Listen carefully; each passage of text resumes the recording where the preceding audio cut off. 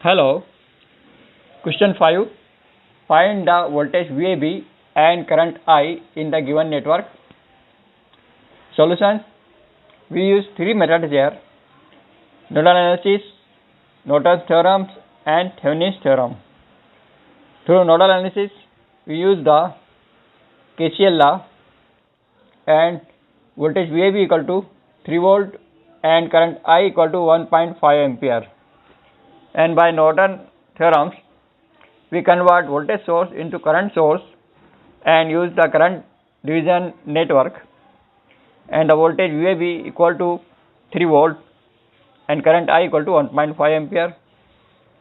And in Thevenin's theorem, we found the Thevenin's voltage 6 volt and Thevenin's resistance 2 ohm, and you can add the load resistance 2 ohm in series with Thevenin's resistance.